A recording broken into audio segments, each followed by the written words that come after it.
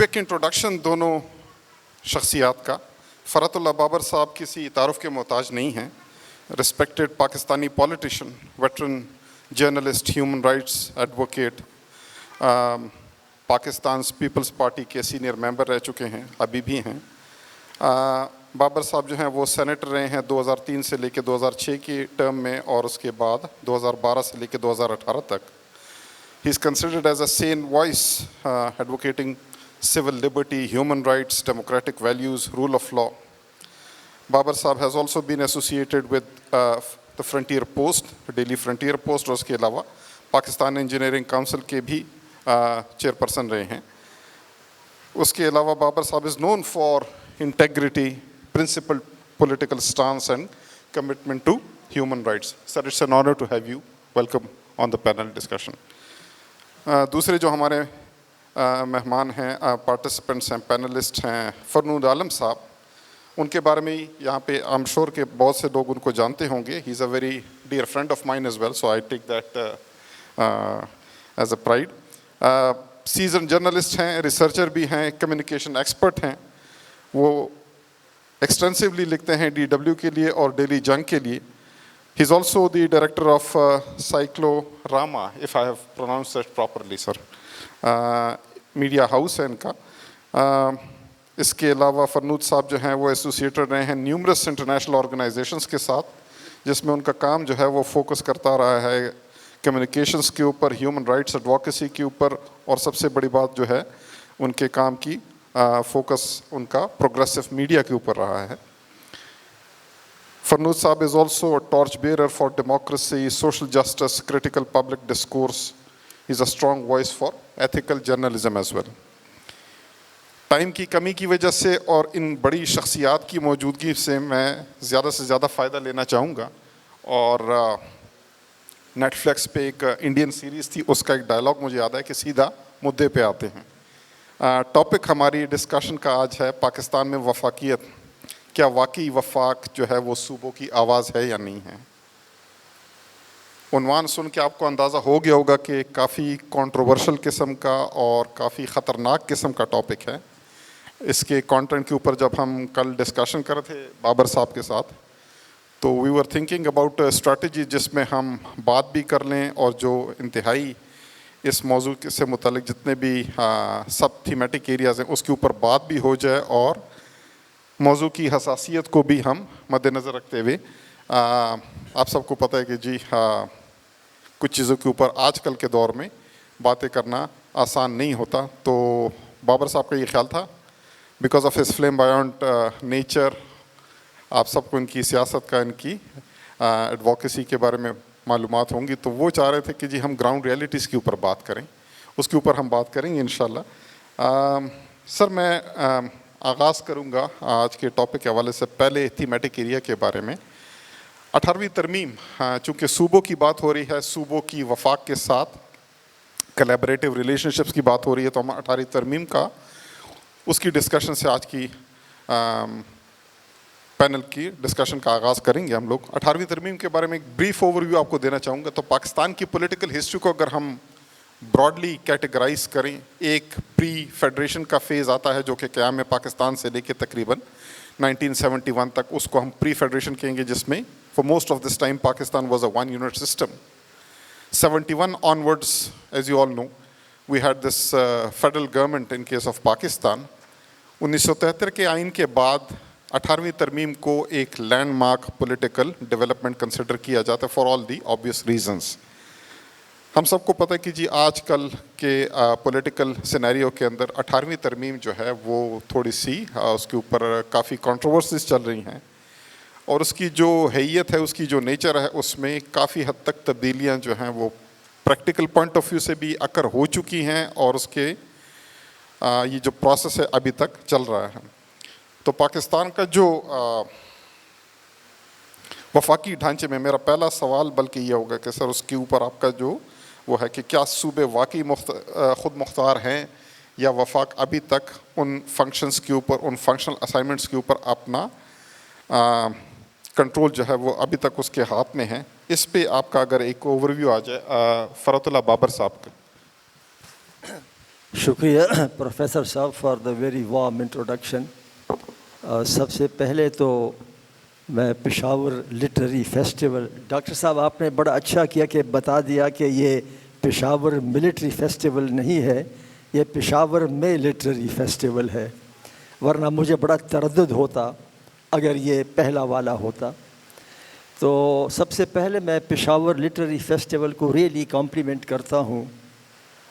یہ جو آپ کا ادب، ریاست اور سیاست، یہ جو ادیب ہوتا ہے، شاعر ہوتا ہے، لکھاری ہوتا ہے، استاد ہوتا ہے، یہ سب سوچنا سکھاتے ہیں، اور ان کے بغیر سوچ معاشرے میں پیدا نہیں ہوتی، اور یہی سوچ جو ہے پھر اہل سیاست لے کر اپنا کوئی سیاسی ڈھانچہ بناتے ہیں. اور جیسے کہ پہلے سیشن میں کہا گیا کہ پھر ریاست اس سیاسی ڈھانچے پر عمل درآمد کرتی ہے. So there is an intricate relationship between ادب، ریاست اور سیاست. تو میں اس لیے کمپلیمنٹ کر رہا ہوں کہ پشاور جیسی جگہ میں آپ لوگوں نے جو لٹریری فیسٹیول ہے، آپ نے سوچا کہ اس طرح کا ایک نشست کی جائے. جہاں تک آپ نے کہا فیڈرلزم کا اور کیا صوبے واقعی خود مختار ہیں، بالخصوص دیکھیے پاکستان جو ہے وہ فیڈرل نظام ہے، صوبوں نے مل کر پاکستان بنایا ہے. پاکستان نے صوبوں کی تخلیق نہیں کی. Pakistan is the result of the creation by all the provincial units getting together and seeing کہ ہم ایک فیڈریشن میں رہیں گے. ایسا نہیں ہے کہ ریاست پاکستان نے کہا ہو کہ ہم اپنی 4 اکائیاں بناتے ہیں. تو یہ ایک بنیادی سوچ ہے کہ یاد رہے ہمیشہ کہ it was the federating units who got together to make Pakistan and not وائسی ورسا. اس لیے پرائمیسی جو ہوگی فیڈریٹنگ یونٹس کو ہوگی اس فیڈریشن میں. اور ہم نے فیڈریشن، اور دنیا میں کئی ممالک ہیں فیڈریشن کے، ہم نے چونکہ فیڈریشن کے اصولوں کو نظر انداز کیا تو ہم پاکستان کا وجود توڑ دیا، بنگلہ دیش ہم سے علیحدہ ہو گیا. اس کی بنیاد ہی یہی تھی کہ ہم نے فیڈریشن کا ایک اصول یہ ہوتا ہے کہ اس کو قائم رکھنے کے لیے آپ کو ایک آئین ہوتا ہے، اور اس آئینی ڈھانچے کے اندر آپ کو کنسنسس بنانا پڑتا ہے. You can't impose. Federating units مختلف سائز کے ہوتے ہیں، مختلف آبادی کے ہوتے ہیں، but they to come together voluntarily to make the country. اس لیے اس میں کنسنسس کا ایلیمنٹ زیادہ ہوگا، وہ کنسنسس جو آئین کے اندر رہ کر آپ بناتے ہو. ہم نے کنسنسس نہیں کیا، چنانچہ ہم نے بنگال سے کہا کہ تمہارے ووٹ اسمبلی میں اور ہمارے ووٹ برابر ہوں گے، حالانکہ ان کی اکثریت تھی. So the result was that Pakistan broke. اس کے بعد ہم نے دیکھا کہ ہم نے ہمیشہ گزشتہ 75 سالوں میں آپ دیکھیں ہم نے فیڈریشن کی جو اکائیاں ہیں ان کے حقوق کو نظر انداز کیا. The result was unrest in Balochistan, unrest also in my province Khyber Pakhtunkhwa. چنانچہ پھر اس کو ایڈریس کرنے کے لیے آپ نے ڈاکٹر صاحب حوالہ دیا 18ویں ترمیم کا.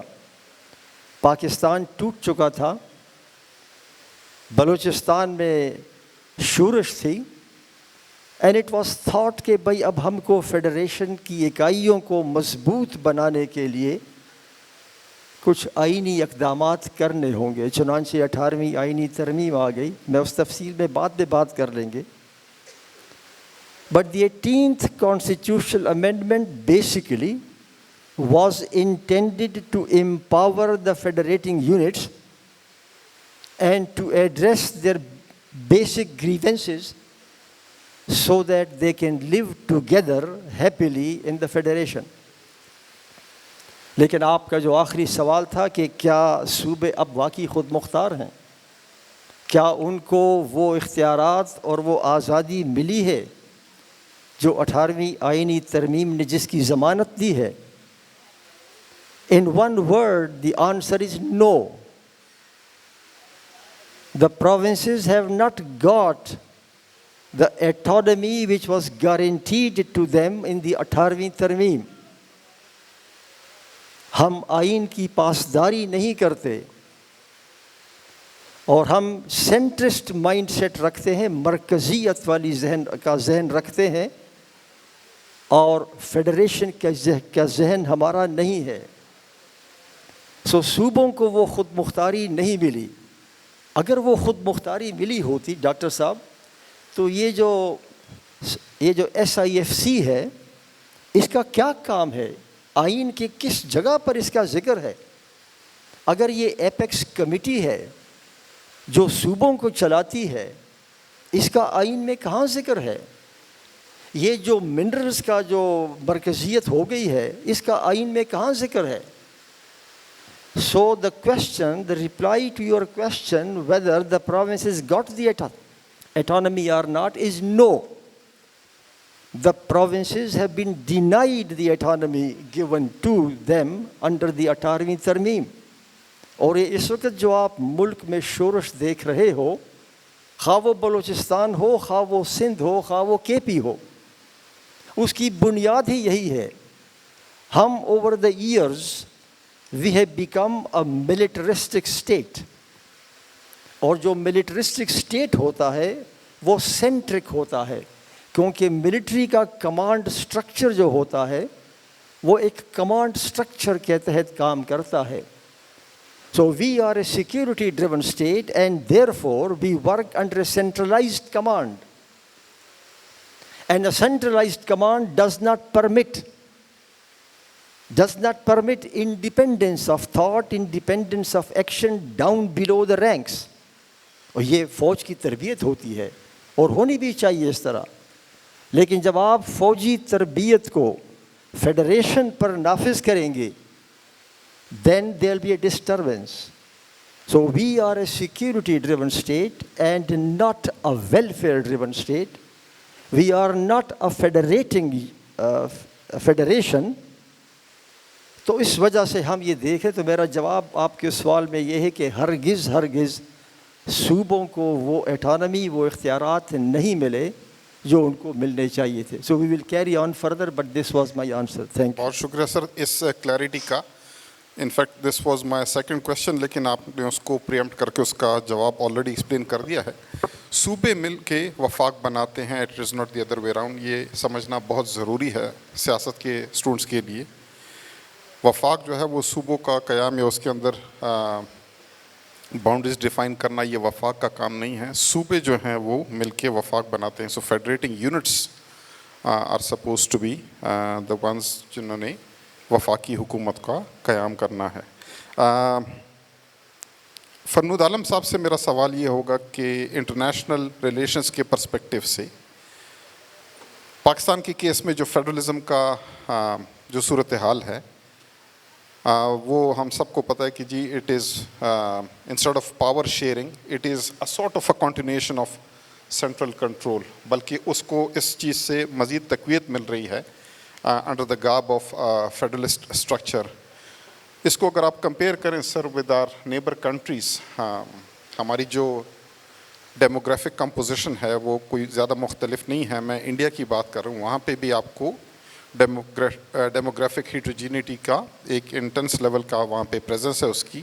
Same is the case with Pakistan. تو ایسے ممالک میں جہاں پہ پاپولیشن جو ہے ان کی بائی اینڈ لارج ہیٹروجینیس ہو، فریگمنٹڈ ہو، based on so many primordial factors, ethnicity کے بیس پہ، لنگوسٹک بیسس پہ، آکیوپیشن گروپس کی بیسس پہ، اربن اور رورل لیونگ کی بیسس پہ، اس طرح کی سوسائٹیز میں فیڈرلزم کو روٹس اپنے اسٹیبلش کرنے کے لیے آپ کو پوسٹ کلونیل اسٹیٹس کے ساتھ جب آپ پاکستان کے کیس کو کمپیئر کریں، so where do you find the state of Pakistan in this scenario? بہت شکریہ. میرا خیال یہ کہ 47 میں تقسیم کا جو عمل ہوا ہے اس کے بعد انڈیا کی خوش قسمتی یہ رہی کہ انہوں نے پہلے دن ہی یہ ڈیسائیڈ کر لیا کہ بھارت میں جو حکومت کا اختیار ہوگا یا فیصلوں کا اور پالیسی میکنگ کا جو اختیار ہوگا وہ پبلک کے پاس ہوگا، اور یہی ان کو سوٹ بھی کرتا تھا۔ لیکن وہ لکیر جس سٹائل میں ماؤنٹ بیٹن نے آ کے کھینچی ہے، اس میں ہمارا جو رول بنتا تھا خطے کے اندر، اس کے اندر اسی فریم کے اندر رہتے ہوئے ہمیں اپنا ایک نیشنل نیریٹو بنانا تھا۔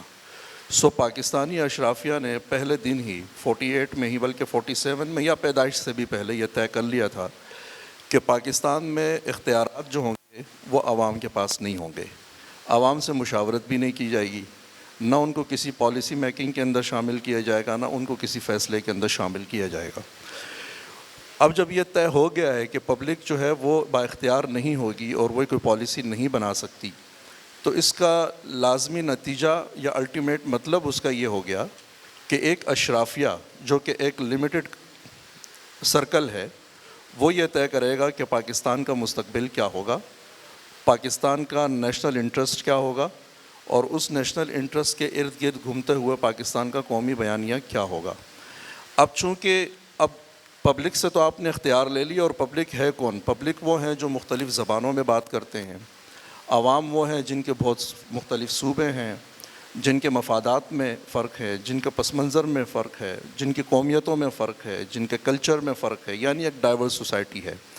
تو جب آپ یہ طے کر لیتے ہیں کہ پبلک کے پاس اختیار نہیں ہوگا، تو اس کا مطلب یہ ہے کہ آپ ڈائیورسٹی افورڈ نہیں کر سکتے۔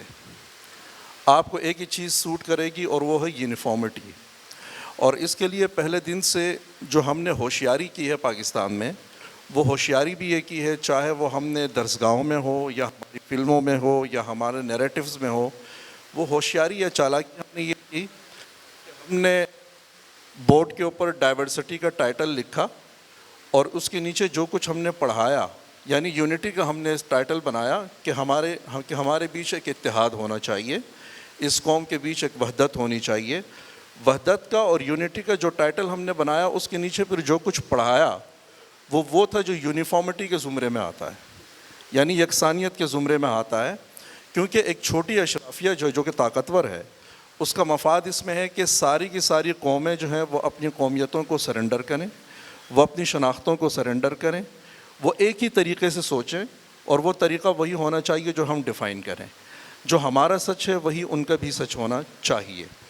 اچھا، اس کے نتائج کیا نکلے یا اس کا ہمیں فائدہ یا نقصان کیا ہوا؟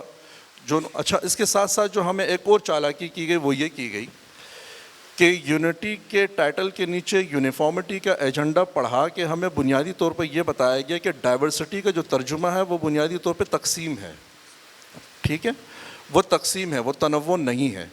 تو ہمیں تقسیم، تنوع کے عنوان کے نیچے تقسیم پڑھا کے ہماری ایک ایسی برین واشنگ کر دی گئی کہ اب ہمیں ایسا لگتا ہے کہ شاید اگر ہم ایک سے زیادہ قومی زبانوں کی طرف جائیں گے تو شاید یہ ملک ٹوٹ جائے گا، اگر ہم قوموں کو ان کی شناختیں دے دیں گے تو شاید یہ ملک ٹوٹ جائے گا، اور اگر ہم قوموں کو اور ثقافتوں کو اور صوبوں کو اور علاقوں کو ان کے وسائل کے اوپر اختیار دے دیں گے تو یہ ملک شاید ٹوٹ جائے گا۔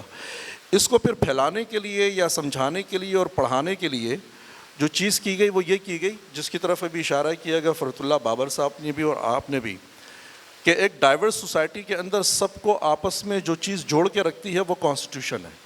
کانسٹیٹیوشن تو پاکستان میں ہے، 56 میں بنا، ناقابل عمل تھا، 73 میں دوبارہ بنا، لیکن کانسٹیٹیوشن کی سب سے خوبصورت بات یہ ہوتی ہے کہ اس میں نمائندگی ہوتی ہے تمام قومیتوں کی، تمام ثقافتوں کی، تمام کمیونٹیز کی، تمام زبانوں کی، اور اپنے اپنے وسائل کے اور ثقافتوں کے پس منظر میں اس میں نمائندگی ہوتی ہے۔ تو چونکہ ہمارا قومی مفاد ہندوستان سے یا بھارت سے ڈیفرنٹ تھا، تو ہم نے یہ بات بھی طے کی کہ ہمارا جو قومی مفاد ہوگا وہ کانسٹیٹیوشن کے ساتھ وابستہ نہیں ہوگا۔ سو ہندوستان میں اور ہم میں جب آپ کوئی فرق تلاش کرتے ہیں نا، اس میں ایک بنیادی فرق یہ ہے کہ بھارت میں صرف یہ نہیں ہے کہ وہاں کانسٹیٹیوشن ہے، وہاں کانسٹیٹیوشنلزم بھی ہے، یعنی کانسٹیٹیوشن بھارت کی سوسائٹی کا کانشیس کا حصہ ہے۔ ہمارے ہاں پاکستان میں کانسٹیٹیوشن ہمارا کانشیس کا پارٹ نہیں ہے، ہم اس معاملے میں کانشیس نہیں ہیں، بلکہ کانسٹیٹیوشن کے بالکل پیرالل ایک چیز اور کھڑی کی گئی ہے جس کو ہم کہتے ہیں نیریٹو یا بیانیہ۔ اس بیانیے کو ہم نے تقدس دیا ہوا ہے. اور وہ بیانیہ کیا ہے؟ وہ یونیفارمٹی کا بیانیہ ہے, یکسانیت کا بیانیہ ہے. ایک ہی زبان میں بات کرو, ایک ہی لائن میں چلو, ایک ہی سچائی کو پوری قوم کی سچائی بناؤ, اور ایک ہی پس منظر کو تمام قومیتوں کا پس منظر بناؤ, اور ایک ہی لہجے کو پوری کی پوری قومیتوں کے اوپر تقسیم کر کے ان کو اس بات کے اوپر مجبور کرو کہ آپ ایک ہی لہجے میں بات کریں گے. تو یہ جو پیرلل بیانیہ کھڑا ہوا ہے پاکستان میں وہ زیادہ مضبوط ہے. اب وہ ماورائیت پہ کھڑا ہوا ہے سارا کا سارا. اس میں نظریہ پاکستان ہے, اس میں وہ والے علامہ اقبال ہیں جو پلٹتے ہیں, جھپٹتے ہیں اور جھپٹ کے پلٹتے ہیں, جو کھیت کے ہر خوشے گندم کو جلا دیتے ہیں. یعنی ریکنسٹرکشن ریلیجیس تھاٹ ان اسلام والے علامہ اقبال اس میں نہیں ہے. اس میں وہ والے جناح صاحب ہیں جن کی داڑھی ہے, جو کہ کسی مسجد کے پیش نماز پیش امام لگتے ہیں. اس میں ریاست مدینہ ہے, اب وہ ریاست مدینہ ریاست طیبہ میں کنورٹ ہو گیا نئے نیریٹو کے مطابق. تو یہ چیزیں اس کے اندر کانسٹنٹ ہے, اور وہ ساری کی ساری گمراہی جو ہے وہ ہمارے بیانیے کے اندر ہی گھومتی ہے اور چلتی ہے. اچھا, ساتھ ساتھ ہی, اور یہ بالکل ایسا ہی پیرل نیٹ ورک ہے جیسے پاکستان میں بڑی اچھی فیلڈنگ لگائی گئی ہے. جیسے پارلیمنٹ تو ہے پاکستان میں, لیکن اس کے مقابلے میں بالکل سامنے اسلامی نظریاتی کونسل کھڑی کر دی گئی. سپریم کورٹ ہے لیکن اس کے سامنے ایک شریعہ کورٹ لا کے کھڑی کر دی گئی ہے. ٹھیک, اسی طریقے سے آپ کا اسپارکو بھی ہے لیکن اس کے سامنے رویت ہلال کمیٹی لا کے کھڑی کر دی گئی. ٹھیک ہے, اسی طریقے سے آپ کا جغرافیہ معلوم ہے, آپ کی سرحد ہے, لیکن خطرناک کام یہ کیا گیا ہے کہ اس کے سرحد کے بالکل برابر میں نظریاتی سرحدیں پھیلا دی گئی ہیں. تو اب آپ کے لیے گفتگو کی گنجائش ختم ہو گئی ہے. اسی طریقے سے نصاب کے بالکل پیرلل اور ہمارے کانسٹیٹیوشن کے بالکل پیرلل ایک بیانیے کی لائن پھیلائی گئی ہے, جو اس بیانیے کے ساتھ ہے. جیسے ہم ہمیشہ سنتے ہیں, یہ ہم نے سویلین سے بھی پاکستان میں سنا, ڈکٹیٹر سے تو ہم سنتے ہی سنتے تھے کہ کانسٹیٹیوشن کیا ہے, کاغذ کا ایک ٹکڑا ہے, اٹھاؤ اور کوڑے دان میں پھینک دو. لیکن بیانیے کے بارے میں کبھی آپ یہ نہیں کہہ سکتے کہ کانسٹیٹیوشن کا حصہ ہے, کیونکہ اگر بیانیے کے بارے میں آپ نے رائے دی تو 295C کا ایک آپشن جو ہے وہ قانون کے اندر موجود ہے, وہ آپ کے اوپر لاگو ہو جائے گا. سر, سینٹرلسٹ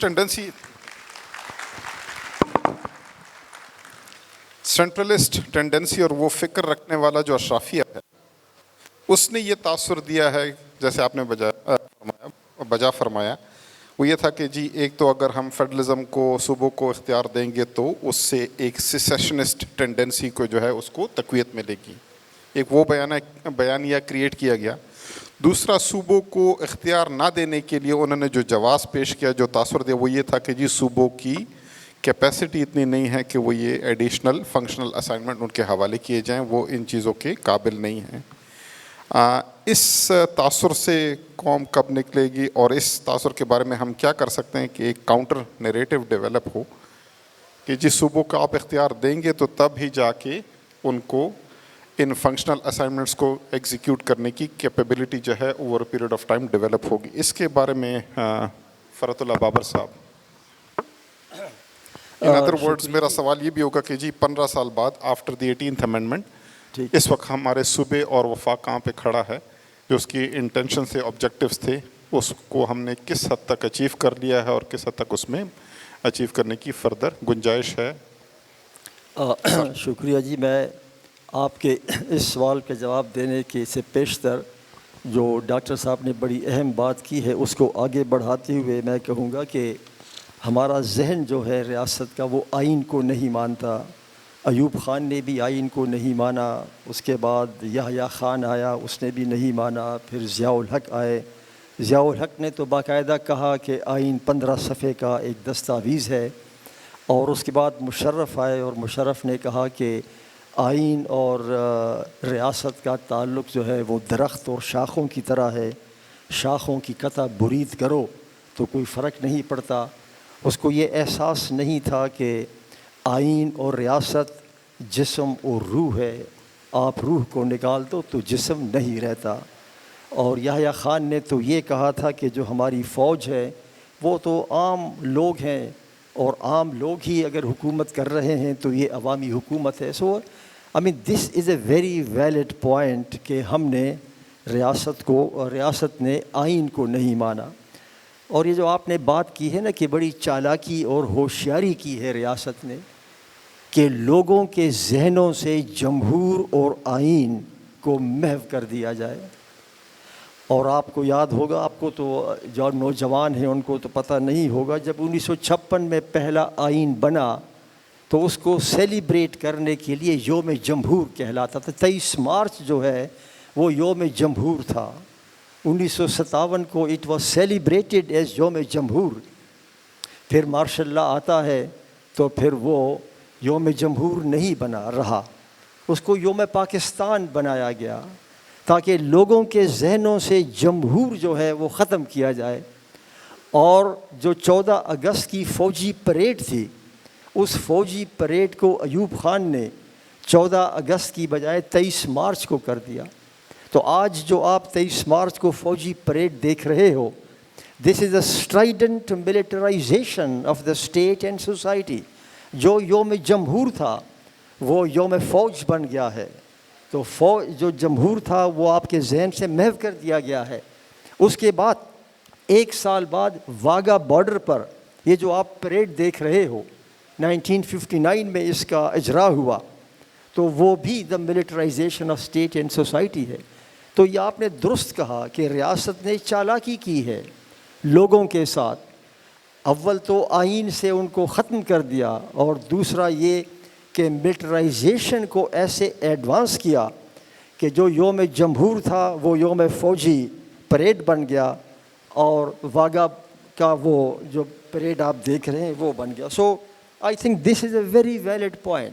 whenever you talk of the federation and whenever you talk of the rights of the provinces, we must keep this in mind, because this provides you the intellectual basis to understand کہ کیا ہوا ہے. اور اب جو صورتحال ہے وہ یہ ہے کہ آپ نے دیکھا ہے کہ ایک ہائیبرڈ نظام ہے جس کا آئین کے اندر کوئی ذکر نہیں ہے, اور اب ہائیبرڈ نظام سے بھی بات آگے بڑھ گئی ہے. اٹ واز ہائیبرڈ نظام انٹل 2022, اس کے بعد تو ہائیبرڈ سے بھی آگے بڑھ گئی ہے. اب نظام ایسا ہے ڈاکٹر صاحب کہ گاڑی ہے, ریاست ایک گاڑی ہے, اس گاڑی کی ڈرائیونگ سیٹ پر آپ بیٹھے ہیں, آپ کے ہاتھ میں اسٹیئرنگ ہے, and everyone who looks at the car he says doctor صاحب is the driver.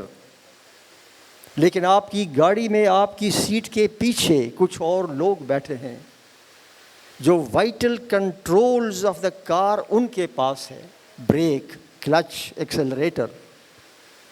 Those vital controls are in the hands of somebody else sitting behind you. So you are a helpless driver. You appear to be driving the car, but you are not controlling the car.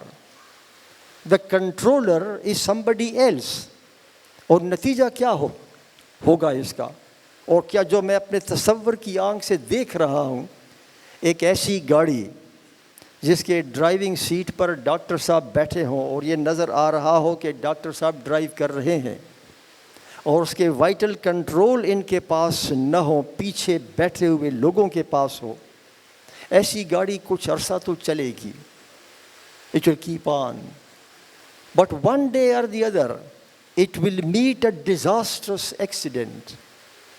And I believe that the Federation of Pakistan جس ڈگر پہ جا رہا ہے, جو یہ model میں دیکھ رہا ہوں, اس ماڈل کے تحت we are heading towards a very serious disaster. جس طرح کی جو آپ یہ تقاریب منعقد کرتے ہو اور اس طرح سے لوگوں کو بلا کر یہ بات کرتے ہو, آپ بہت خدمت کر رہے ہو. یہ بہت بڑی خدمت ہے کہ آپ لوگوں کو یہ بتا دو کہ now the Federation is treading a course which it is destined, God forbid, to meet a disastrous accident. اور میں یہ اس لیے کہہ رہا ہوں کہ جب 18ویں ترمیم میں یہ آپ نے کہا کہ کیا اس سے مرکز کمزور ہو جائے گا, یہ ہمیشہ کہا گیا ہے کہ جی اگر تو ان کو اختیار دیا گیا تو مرکز کمزور ہو جائے گا, پاکستان کمزور ہو جائے گا. یہ بات ہم 1950 سے سنتے آ رہے ہیں. The strength of the federation lies in the strength of the federating units. The strength of the federation does not lie in the center.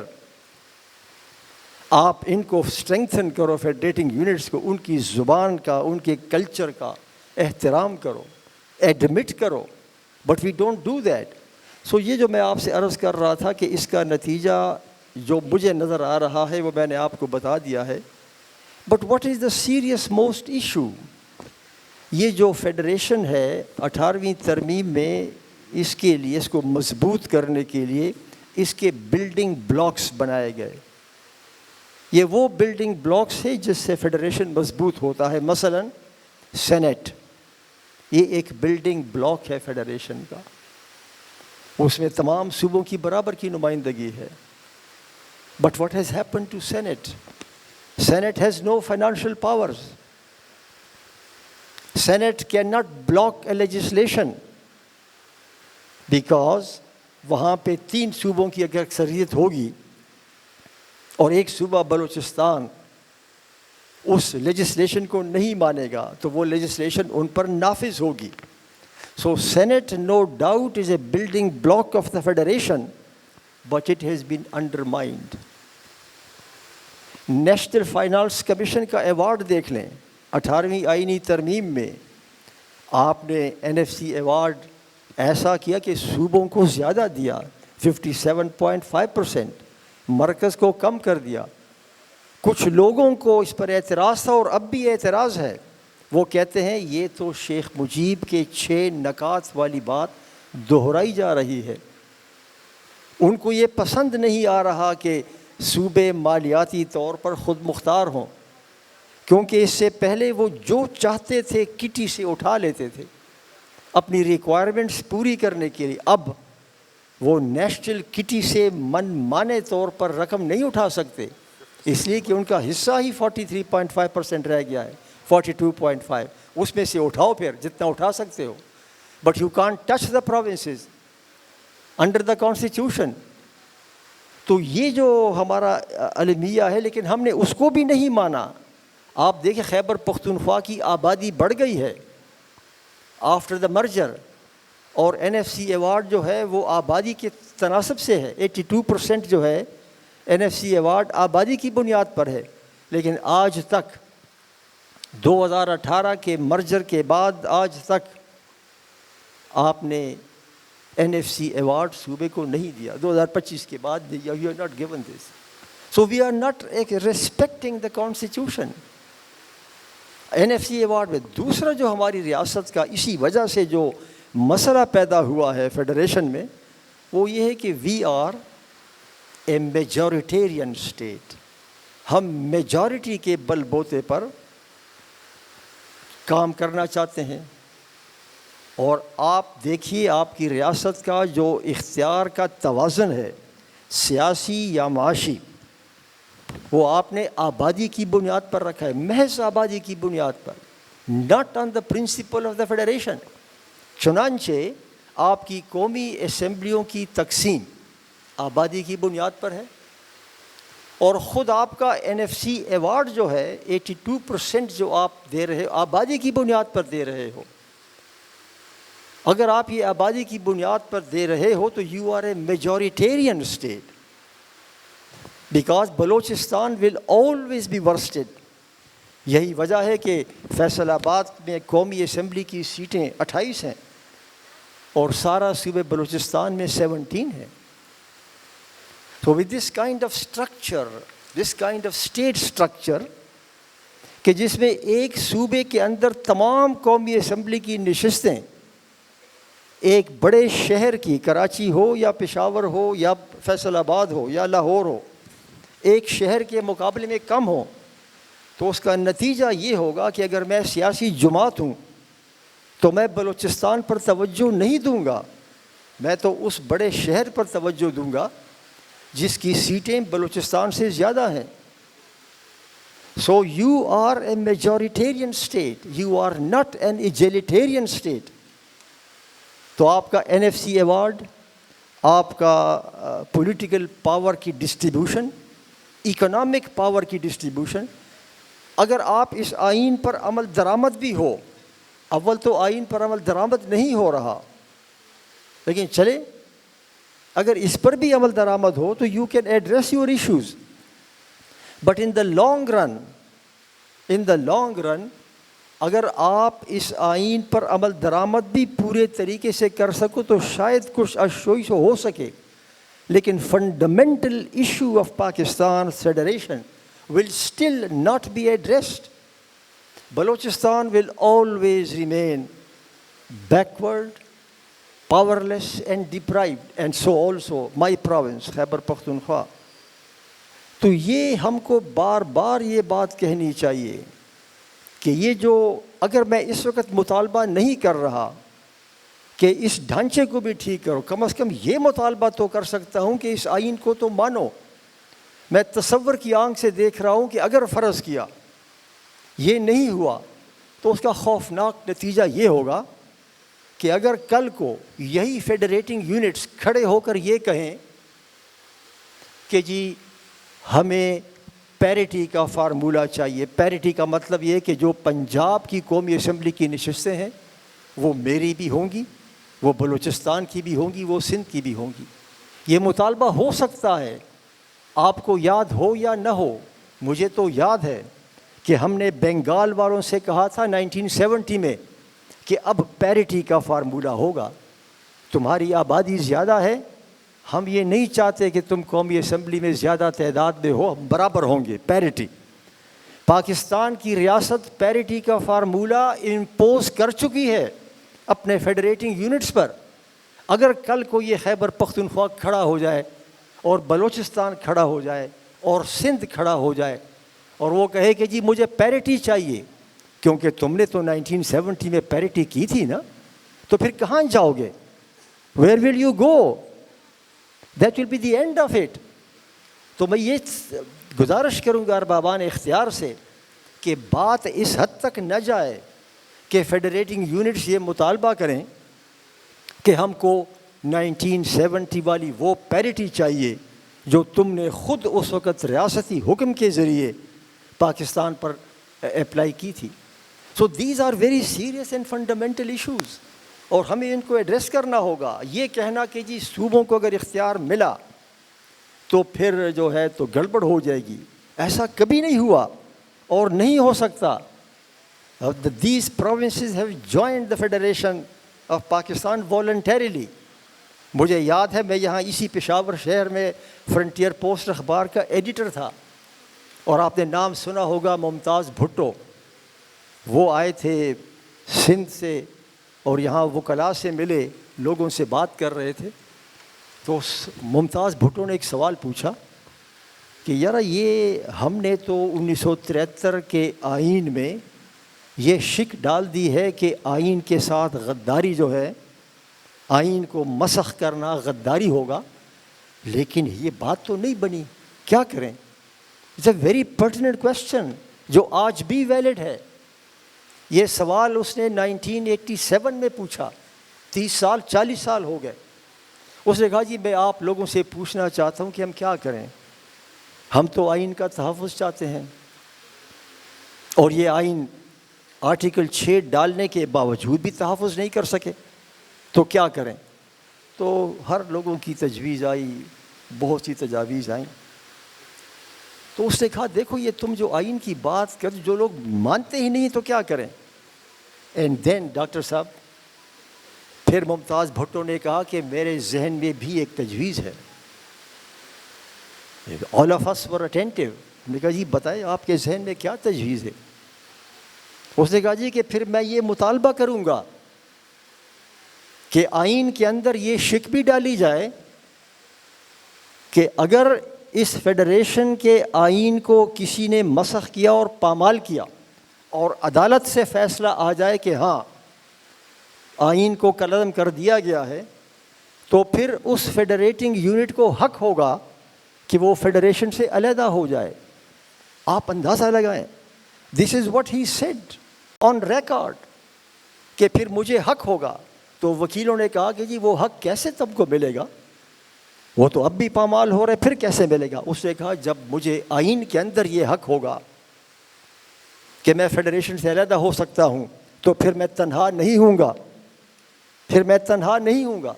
So you know these are the kind of thoughts which agitate the mind, and it is good کہ آپ لوگ یہاں بیٹھ کے face to face, eyeball to eyeball, sitting in front of one another, we discuss these issues so that یہ بات ان لوگوں تک پہنچ جائے, اور لازماً پہنچنی چاہیے کہ جو آئین کو پامال کر رہے ہیں, جو اس ملک میں آپ دیکھ رہے ہیں کہ آئین کی جو ہے جو بے وقتی ہو رہی ہے. تو اس لیے میری یہ گزارش ہے, ان کو میں یہ کہنا چاہتا ہوں کہ دا پروونسز کو اسٹرینگتھن کرنے سے آپ کا ملک کمزور نہیں ہوگا, آپ کا ملک مضبوط ہوگا. Trust this. But if you insist on strengthening the center and weakening the federating units, then you are in for a very serious trouble. Thank you. بہت شکریہ سر. میں اپنے نیکسٹ کویشچن کی طرف جب نگاہ دوڑا رہا تھا تو مجھے شیخ ابراہیم ذوق کا ایک شعر یاد آ گیا. وہ شعر کچھ اس طرح کہ بہتر تو ہے یہی کہ نہ دنیا سے دل لگے, بہتر تو ہے یہی کہ نہ دنیا سے دل لگے, پر کیا کریں جو کام نہ بے دل لگی چلے. میرے خیال میں اس ڈسکشن میں اگر ہم مائنز اینڈ منرل ایکٹ کا ذکر نہ کریں تو یہ ڈسکشن میننگ لیس ہوگی. فرنوز صاحب, آئی ہوپ آپ اس پہ بات کرنا چاہیں گے. مائنز اینڈ منرل ایکٹ 2025 کا جو مجوزہ بل ہے 2 صوبوں میں پاس ہو گیا ہے. کے پی میں اس وقت اس کے اوپر ڈیبیٹ چل رہی ہے, بلکہ ایکیڈیمیا, تھنک ٹینکس وغیرہ اس پہ کافی فورمز پہ اس پہ ڈیلیبریشنز جاری ہیں اور ایک ریزسٹنس ہے. خاص طور پہ کچھ پوائنٹس اس کے حوالے سے لوگوں کی زیادہ تحفظات بھی ہیں, خدشات بھی ہیں. اس میں ایک جو ایشو ہے جس کے اوپر کافی لوگ بے چین ہیں, ان کے اندر ایک اضطراب پایا جاتا ہے, وہ ہے فیڈرل مائننگ ونگ کا قیام in the presence of mines and mineral act 2017 کا جو کے پی کا آلریڈی ایک پاس شدہ بل موجود ہے. تو اس کے قیام کے بارے میں آپ کا کیا خیال ہے سر؟ اس آپ کو یہ لگتا ہے کہ جی انٹرپرینشل کوآرڈینیشن کمیٹی کی موجودگی میں, کاؤنسل آف کامن انٹرسٹ کی موجودگی میں فیڈرل مائننگ ونگ کے قیام کے مقاصد کیا ہو سکتے ہیں, اور اس سے فیڈرل گورنمنٹ کو اور صوبوں کو ان کے لیے جو امپلیکیشنز ہیں وہ کیا ہوں گی اس حوالے سے؟ بہت شکریہ. اصل میں وہ شروع میں جو ہم آپ 18ویں ترمیم کی بات کر رہے تھے, 18ویں ترمیم بلا شبہ پاکستان کا ایک بہت بڑا مائل سٹون ہے جو کہ سیاستدانوں نے اچیو کیا. اور لیکن 18ویں ترمیم کے پاس ہونے کے بعد خاص طور سے پچھلے 7-8 سالوں میں ہم نے اس کے خلاف بہت بڑی کیمپین دیکھی. سوال یہ ہے کہ اتنی بڑی کیمپین ہم نے کیوں دیکھی؟ اس کا تعلق اسی کے ساتھ ہے جس کی طرف جس کا ہمارے موضوع کے ساتھ بنیادی طور پہ تعلق ہے کہ ہم نے جو نیریٹو بلڈ کیا وہ یہ کیا ہے کہ مثلا ہم ایک گھر ہے, اس گھر کے اندر ایک بڑے صاحب رہتے ہیں جن کا کام کاج کچھ خاص نہیں ہے, اور وہ یہ کہتے ہیں کہ ہمارے گھر میں جو بچے ہیں وہ اپنا منتھلی جو کچھ کما کے لاتے ہیں وہ لا کے مجھے دیں. پہلے جو میری عیاشیاں ہیں, میرے جو خرچے ہیں, جو میں نے ایک نیریٹو بلڈ کیا ہوا ہے, اس کے پیسے میں نے سائٹ پہ کرنے.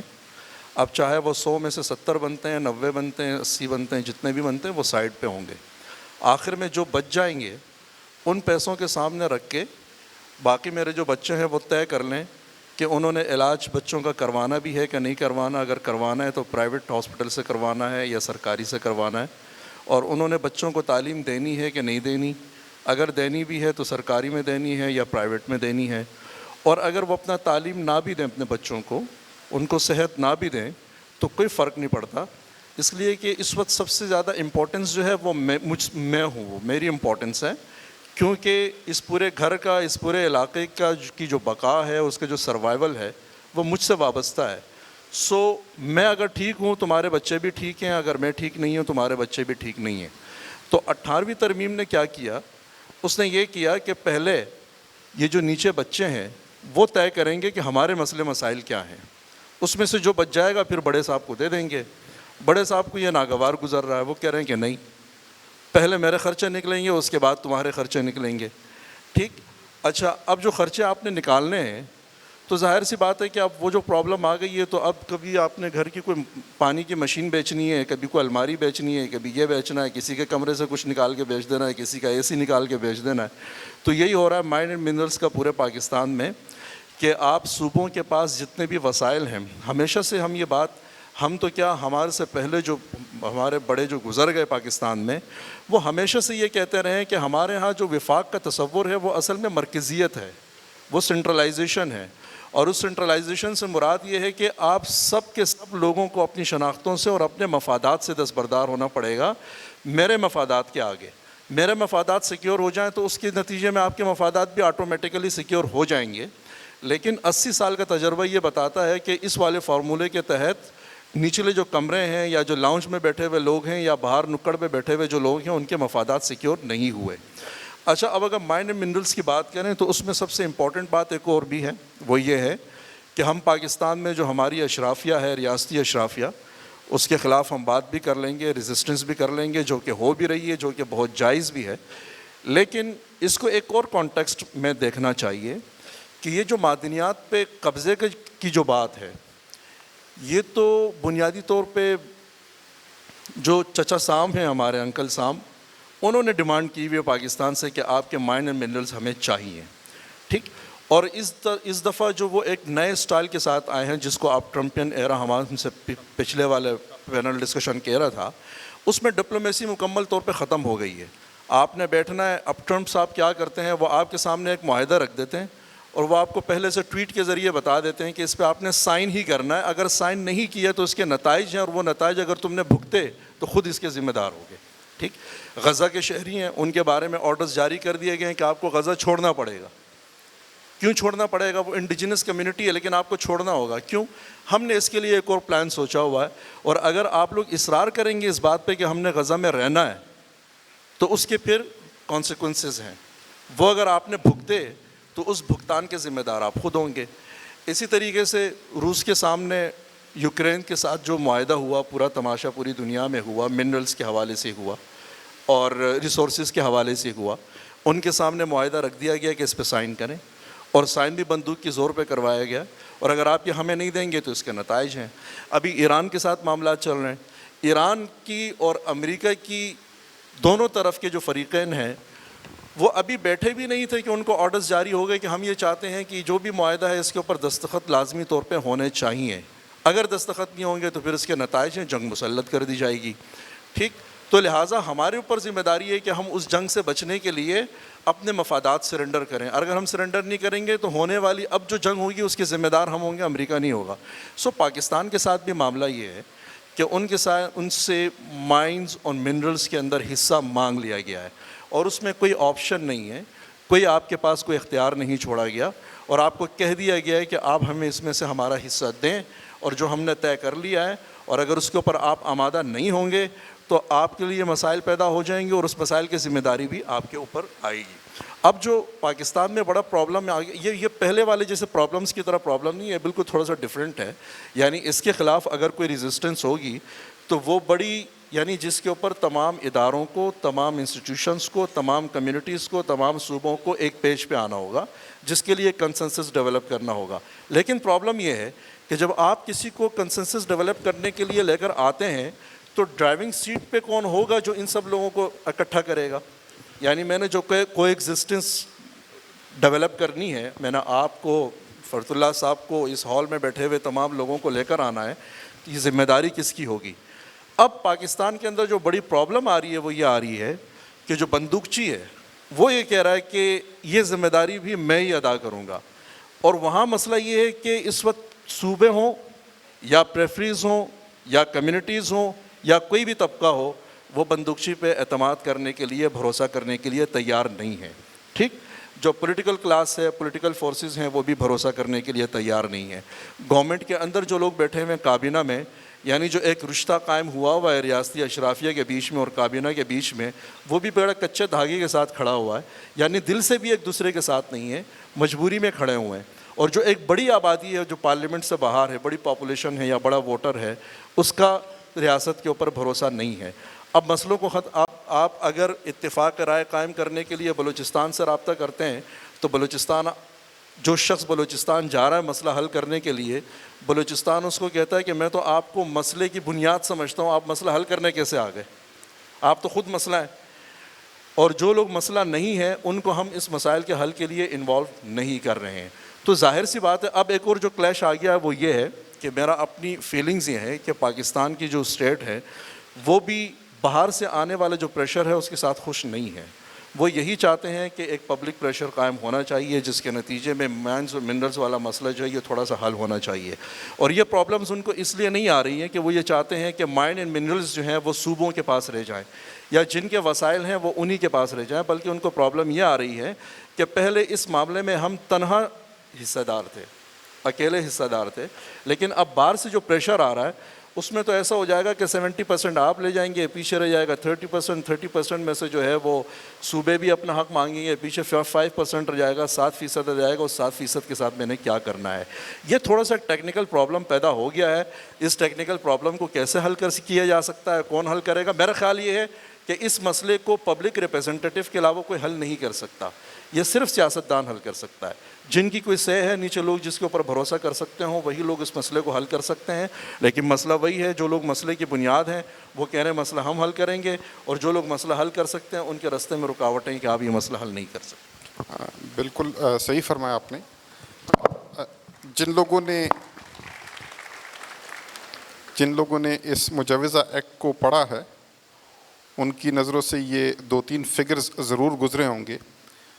فرنور صاحب نے تو اس کا ایک انٹرنیشنل پرسپیکٹو کا کافی کمپریہنسو انالیسس کر کے آپ کو بتا دیا ہے, جس سے میں 100% اتفاق کرتا ہوں. لوکل کمیونٹیز کے لیے خاص طور پہ کے پی میں اور بلوچستان میں اس کی جو اکنامک امپلیکیشنز ہے وہ انتہائی خطرناک ہیں. لارج اسکیل مائننگ کے لیے منیمم کیپٹل انویسٹمنٹ کی جو انہوں نے حد رکھی ہوئی ہے وہ 500 ملین پاکستانی روپیز ہیں, اور اسی طرح اسمال اسکیل مائننگ کے لیے 25 ملین کی منیمم حد رکھی ہوئی ہے. اس کا اگر ہم انالیسس کریں تو ہمیں بڑی کلیئر ایک پکچر واضح طور پہ سامنے نظر آتی ہے کہ اس میں آپ لوکل کمیونٹیز کو ڈس انفرینچائز کر رہے ہیں یا ان کو اس بزنس سے جن کے اوپر میجورٹی کمیونٹی ممبرس کا لائیولیہوڈ کے لیے ان کے اوپر دار و مدار ہے اور اس کے اوپر وہ ڈپینڈنٹ ہے, تو وہ اس کے لوکل جو امپلیکیشنز اکنامک امپلیکیشنز ہیں وہ بھی بہت زیادہ معنی رکھتے ہیں. اب دیکھتے ہیں کہ آگے کی صورتحال کیسے ڈیولپ ہوتی ہے. سر, وقت کی کمی کی وجہ سے میں کوشش کروں گا کہ چیزوں کو تھوڑا سا کوئکلی ریپ اپ کروں. آپ چونکہ سینٹ کے ساتھ وابستہ رہے ہیں, senate as you mentioned sir it was suppose to be a majority constraining institution. کیا وجہ ہے کہ جی یا اس کی کمپوزیشن کی وجہ ہے یا اس کے جو الیکشن کا پروسیس ہے یا اس کے پاس جو منی بلز کے اوپر 14 دن تک ڈیبیٹ کرنے کا اختیار ہے, لیکن الٹیمیٹلی منی بلز کے اوپر جو الٹیمیٹ سے ہوتی ہے وہ آپ کی نیشنل اسمبلی کی ہے, اور نیشنل اسمبلی کی جو کمپوزیشن ہے وہ آپ سب کے سامنے ہے کہ آپ کے ایک پروونس کی جتنی بھی سیٹس ہیں وہ باقی 3 پروونسز کی سیٹیں ملا کے بھی ان کی تعداد اتنی نہیں بنتی جتنی آپ کی ایک میجورٹی پاپولیشن والے پروونس کی سیٹوں کی تعداد بنتی ہے. تو کیا وجہ ہے کہ sir senate has never been able to somehow play that crucial role of being a majority constraining institution? شکریہ ڈاکٹر صاحب. یہ جو 2 حصوں پر مشتمل ہے آپ کا سوال, یہ جو مائنز اینڈ منرلز کا جو قانون ہے, تو of course every one wants کہ مائنز اور منرلز ڈیولپ ہوں, لیکن 18ویں آئینی ترمیم کے بعد تو یہ صوبوں کا اختیار ہے. مجھے جو اعتراض ہے ڈاکٹر صاحب مائنز اینڈ منرل بل کے اوپر, نمبر 1 یہ ہے کہ کیا یہ بل جب بن رہا تھا تو کیا یہ صوبے کے اندر خود اس کی جینیسس تھی یا اسلام آباد سے آیا تھا؟ اگر اس کی تحقیقات کی جائیں تو شاید آپ کو پتہ لگ جائے گا کہ یہ بل اسلام آباد سے آیا تھا. اور اس بل کے اندر جو مجھے 3 بڑی خامیاں نظر آ رہی ہیں وہ یہ ہے کہ آپ کیوں کہتے ہو کہ 31 دسمبر 2030 تک اس بل کا اطلاق نہیں ہوگا مرج ڈسٹرکٹس کے اوپر؟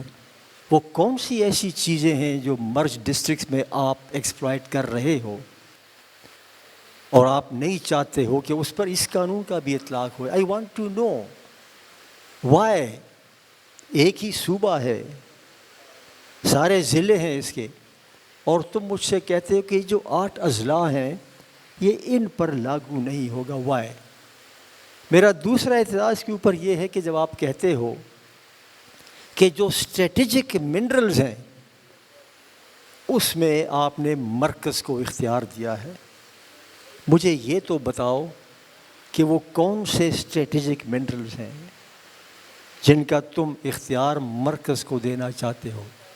18ویں آئینی ترمیم کی روح سے تو وہ بھی پاسبل نہیں ہے، لیکن اگر پھر بھی چاہتے ہو تو مجھے وہ منرلز بتا دو اسٹریٹجک جو تم کہتے ہو کہ یہ مرکز کے مشورے یا مرکز کی ہدایت سے ہوگا.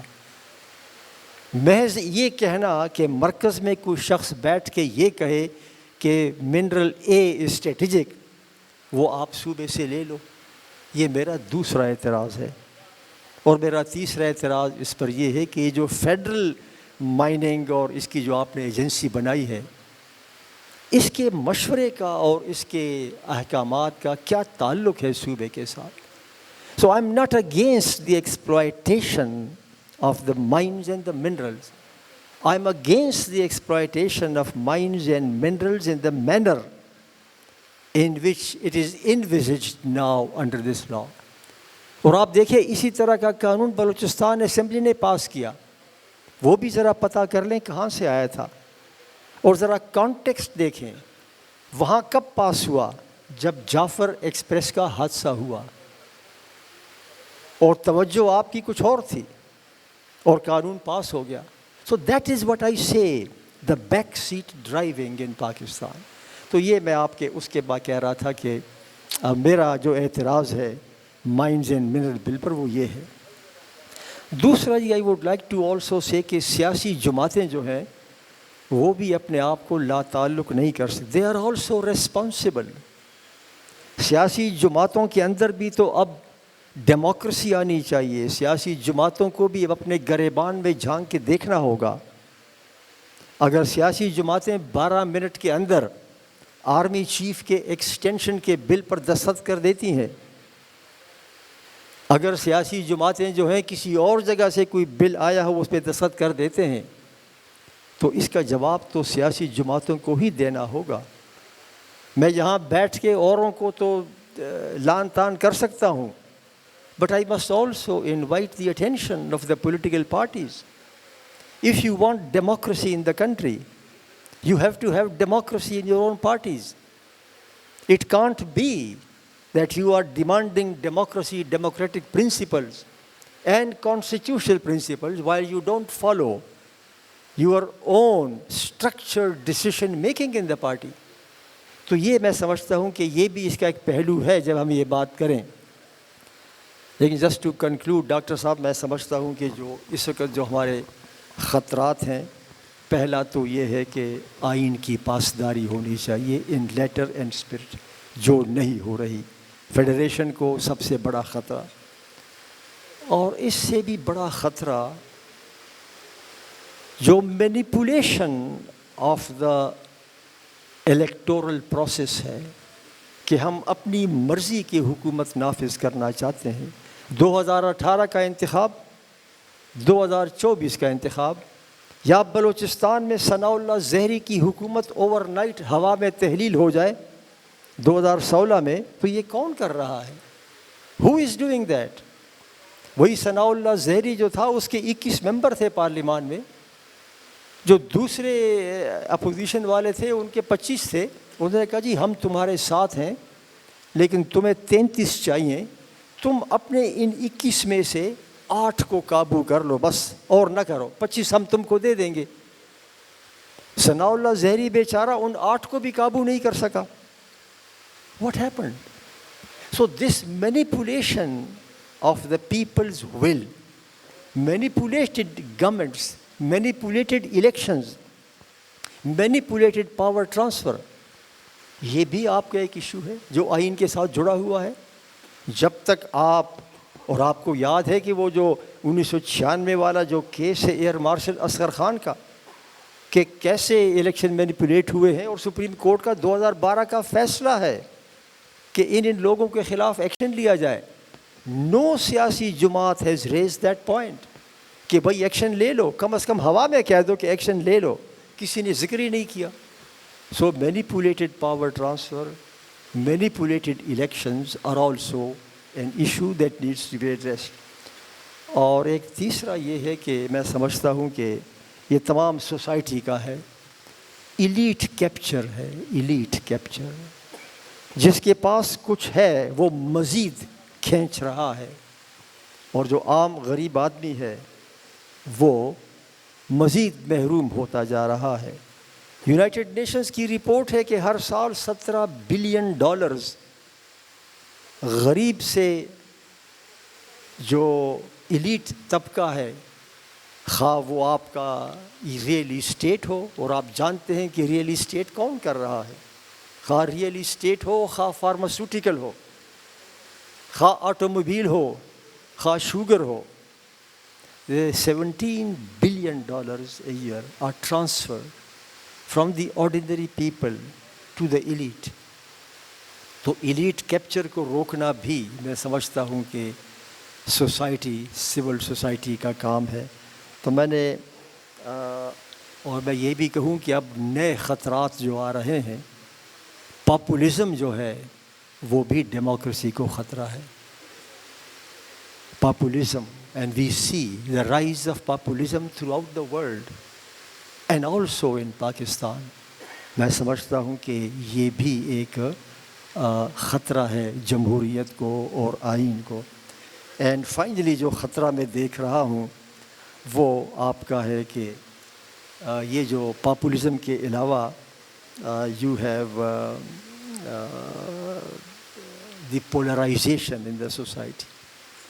اتنی زیادہ پولرائزیشن ہو گئی ہے کہ ہم ایک دوسرے کے ساتھ بات ہی نہیں کرنا چاہتے. یہ تو اچھا ہے کہ آپ نے اس طرح کی تقاریب منعقد کر کے بات ہو جاتی ہے، ورنہ we don't even talk with one another. So these are those issues جو سیاسی جماعتوں کو بھی ایڈریس کرنی ہوگی. I want to thank you.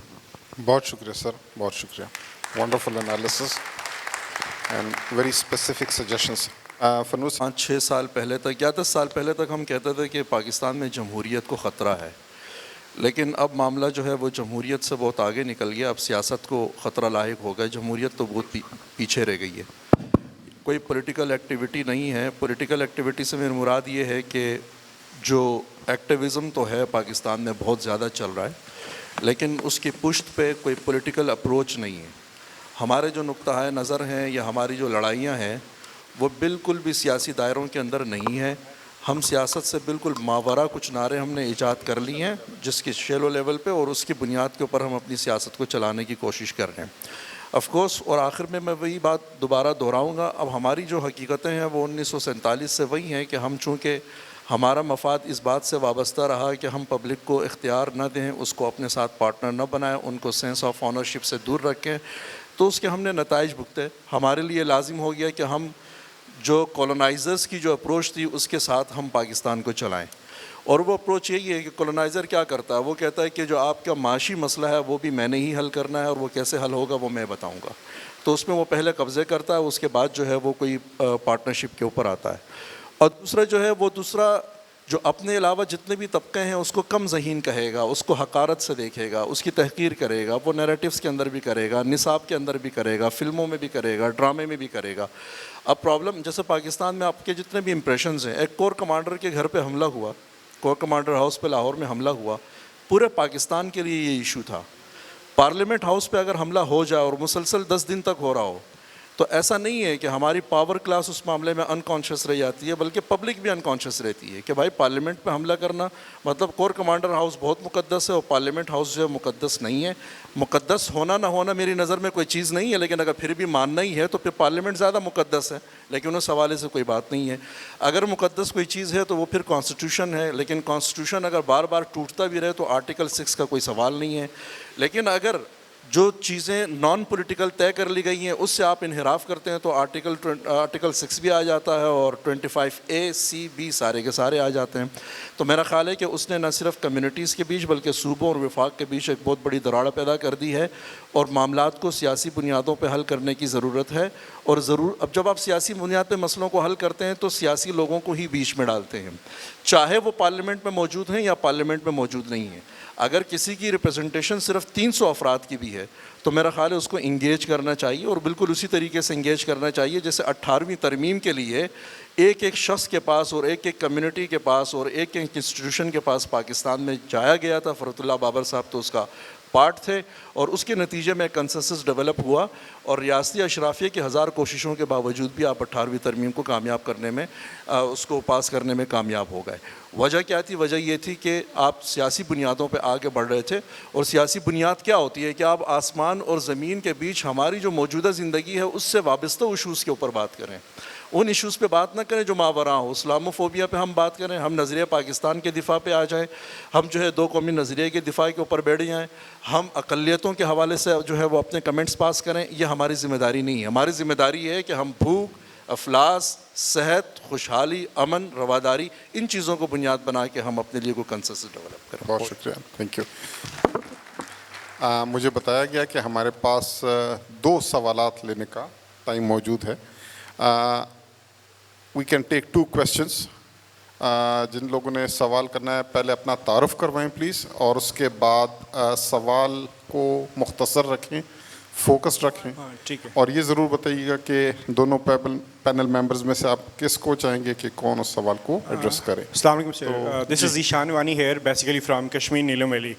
Sir, despite the ساری hybrid pro max, ultra pro max democracy جہاں پہ اتھارٹیرینزم پیک پہ ہے, میرا آپ سب لوگوں سے اور آپ پینلسٹ سے بھی یہ سوال ہے, ابھی جو جیو پولیٹیکل کنڈیشنز ہیں جن میں 2 ریاستیں اپنے ویسٹڈ انٹرسٹ کے لیے ایک جگہ پہ لڑ رہی ہیں اور جس کو ہماری زندگیوں کو تباہ کر دیا گیا ہے. آپ نے تو اپنے ملک کا بیڑا غرق کر دیا ہے, جو اس میں چاہے وہ فیڈریشن کو توڑنا ہو یا آئین سارا. فرحت اللہ بابر صاحب پرسوں اس کے وکٹم بنے, ہم سب کیا پتہ میں اسلام آباد واپس پہنچ پاؤں. تو ان لوگوں, اپنے لوگوں کو یہ بتائیں کہ ہم ایک ڈسپیوٹڈ ٹیریٹری ہیں, ہمارے مستقبل کا فیصلہ نہیں ہوا. ہم جو آپ کے 28 اپریل 1949 کا جو کراچی معاہدہ تھا, جو ایک بلیک ایگریمنٹ تھا, اس کے تحت آپ کے ساتھ آئے. ہم کوئی ایسے, ہمیں ہمیشہ, اب جب بھی ہم کوئی اس طرح کی تھوڑی سی بات کرتے ہیں تو وہ اس پہ ایسا ہوتا ہے کہ آپ بھیک اور ہمارا کھاتے ہیں. سو پلیز اس چیز کو تھوڑا سا ایک ڈسکورس جنریٹ کرنے کی کوشش کریں. آپ سب کا بہت شکریہ. سر کون لینا چاہتے سر؟ میرا خیال ہے تجویز تھی آپ کی, اور اس پہ کوشش کریں گے. کمنٹ میں ضرور دوں گا, جیسے آپ نے اکثر, ہم پختونخوا میں بیٹھے ہوئے, اکثر کہا جاتا ہے کہ جب ہمارے فاٹا کو مرج کیا جا رہا تھا تو ہم سوچ رہے تھے شاید فاٹا کوئی علاقہ ہے, اس کو پختونخوا میں مرج کیا گیا. بعد میں ہمیں احساس ہوا 2-3 سالوں کے بعد کہ پختونخوا کو اٹھا کے فاٹا میں مرج کر دیا گیا. تو ساری کی ساری پختونخوا کی جو صورتحال ہے وہ فاٹا جیسی ہو گئی ہے. آپ کشمیر کا رونا رو رہے ہیں, ابھی تک ہمیں لگتا تھا کشمیر کوئی الگ چیز ہے, ہم الگ چیز ہیں, اور ہم ایک دن آئے گا کہ کشمیر پاکستان کا حصہ بن جائے گا. اب ہمیں ایسا لگتا ہے جیسے پورے پاکستان کو کشمیر کا حصہ بنا دیا گیا ہے, اور ہم سارے کے سارے میرا غم تیرا غم ایک جیسا صنم والی کہانی ہو گئی. تھینک یو سو مچ سر. ستاسو لمونږ په پښتونخوا کې هرکلی وایو, ستړي مه شئ. اردو انګلیش مله دواړه راځي, خو ما زړه غواړي چې زه په پښتو کې خبرې وکړم. زما سوال دا دی, د دواړو هغه نه دی چې تاسو لکه څنګه ویل چې میجارټیرین سټیټ دی, دلته چې کوم دی پنجاب زموږ سره په میجارټي باندې فرحت الله بابر صاحب ورته اشاره کوله, خو نامه یې نه اخسته, خو زه یې نامه اخلم. پنجاب چې کوم یو دی زموږ سره په میجارټي پاپولیشنز دی, نو دا خو یقینا ده چې هلته به چې کوم یو دی هر قسم فایدې هلته ځي. صحیح ده, هغه که معاشي فایدې وي, هغه که سیاسي فایدې وي, هغه که لیجسلیشن څه قسم هم غواړي. نو ستاسو څه نظر دی چې یاره مطلب د کنسټیټیوشن بذات خود په دې کې څه کمزورۍ موجود دي, که په دغه کنسټیټیوشن باندې عمل هم وشي نو د دې نه به وجود هم زموږ مسایل نه حل کېږي. یو سوال دا دی, نه وړوکی سوال دی, هغې سره ریلیټډ دی. صرف زه باچا خان بابا, زه یو باچا خان بابا یو خبره کوم, په اسلام آباد مونومنټ کې نن ګاندي موجود دی, خو زمونږ د باچا خان بابا یو د مجسمه هلته نشته, چې د دې څه وجه کېږي؟ آیا که د هیرو په تور باندې نه پیش کوي, د ریاست چې کومه نظریه ده د ریاست سخت کوي, په کار د غدار په تور باندې یې ولګوي, خو د ده مجسمه خو په کار ده که نه, ولې نشته؟ دا سوال مې دی. تا ډېره ښه خبره وکړله. دا د پنجاب د آبادۍ چې کومه خبره ده, نو زموږ د پنجاب سره پرخاش نشته. زه دا نه وایم چې د پنجاب نه هر څه واخلئ, دا غلطه خبره ده. زه صرف دا وایم چې دا آئین کم دی په دې آئین باندې تاسو عمل درآمد وکړئ که چرې دا ونه شو نو بیا به زما صوبه او بلوچستان دا ټول به دا مطالبه کوي چې ما ته سیاسي طور سره د پنجاب ما برابر کوي نو که اوس د پنجاب اکثریت دی او ټولو صوبو د اکثریت په 18ویں آئین ترمیم کې منلی دی therefore let us not raise this issue. I'm only warning that if the constitution is not acted upon then this particular issue will be agitated. دی وخت کې په 18ویں ترمیم کې ټولو صوبو په دې اتفاق کړی دی چې او ټیک ده پنجاب ته 51% ورکوي د دې آبادي زیاته ده په دې اتفاق شوی دی دې دپاره ما ته یوازې دا خبره کول چې دا ریوایز کا is not advisable because all the provinces and all political parties have agreed on this. I'm only warning that if this is not adhered to تو پھر یہ سوال اٹھایا جائے گا جو میں نے پہلے کہا کہ پھر پیرٹی کا مطالبہ ہوگا دوسرا آپ نے تاسو کوم خبرو کې د باچا خان نو د حقیقت د دې کې شک نشته چې باچا خان چې و نو هغه یو پولیټیکل فلسفر و دا بل خبره ده چې په خپل ژوند کې هغه ریکګنایز نشو بٹ آلسو کیپ ان مایند چې د باچا خان هغه چې کومه فلسفه یا د دې خیبر پښتونخوا دا نوم چې جوړ شو دا هم د هغه د آیډیا تسلسل دی که نه isn't it? Therefore, I think that Bacha Khan, over a period of time, has been rehabilitated politically in Pakistan.